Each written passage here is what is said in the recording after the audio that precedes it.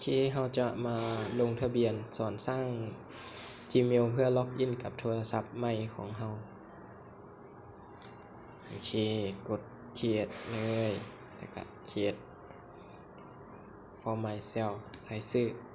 โอเคอันนี้ใส่ไปมั่วๆ7 Note 7ใช่ next ใช่วันเดือนปีเกิดใช่ยังก็ได้นะกดไปเลยใช่วันที่กดมั่วไปเลยดาวน์โหลดได้เป็นพ่อปึ๊บกลายปึ๊บเด็กงามๆแล้วก็ใส่เพจปึ๊บกด next ไปโอเคมันจะขึ้นให้เราเลือกเป็นตัวนี้ซะหรือว่ากดสร้างใหม่ก็ได้แต่อันนี้ขี้คร้านพิมพ์เนาะกด next ต่อไปแล้วก็ใส่รหัสรหัสนี่ใช้อย่างดีวะจึงง่ายๆ7 8 9 10 1 2 3 4 5 6 7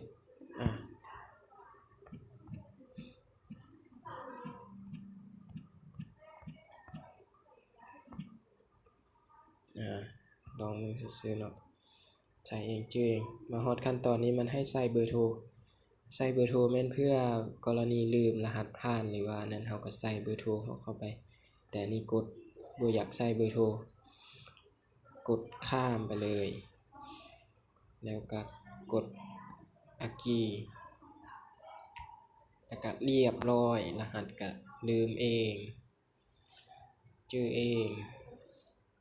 ทีนี้ก็กดเข้ามาเพื่อเรียบร้อยละเราก็กดมาลองดาวน์โหลดโอเคเขียนเจ็ดไปก่อนเลยมาลองดาวน์โหลด WhatsApp แต่เราไปดาวน์โหลดคีย์บอร์ดก่อนซะเนาะมันให้พิมพ์ Gboard โอเคครับอันนี้ติ๊กออกกดปึ๊บดาวน์โหลดตืดเน็ตช้าบ่ดาวน์โหลดได้บ่ปึ๊บปั๊บ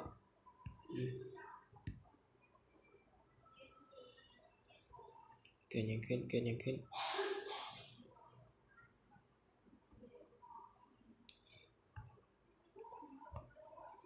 Gboard ปึ๊บ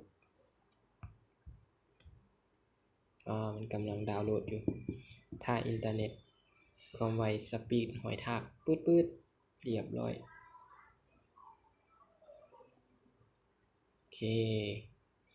Wi-Fi เราก็โอเคอยู่เนาะตอนนี้คือดาวน์โหลดสำเร็จแล้ว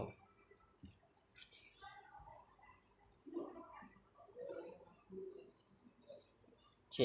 แล้วก็ลองเปิดเพื่อตั้ง Gboard เลยกด Enable เลือก Gboard ของเราขึ้นมากดยอมรับ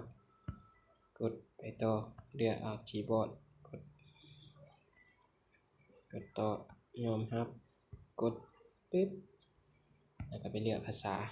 Add ของเรานี่ก็ Yes I am ลาวก่อนหมู่ปั๊บกดดันกด Add อีกต่อมาก็เป็นไทยได้เวียดได้จีนกับเลือกเอาได้แต่2ภาษานี้ก็ถือว่าสำเร็จบัดนี้ปั๊บเรียบร้อยมาลองพิมพ์ปั๊บค้นหาเปลี่ยนภาษาขอไข่โอเคเรียบร้อย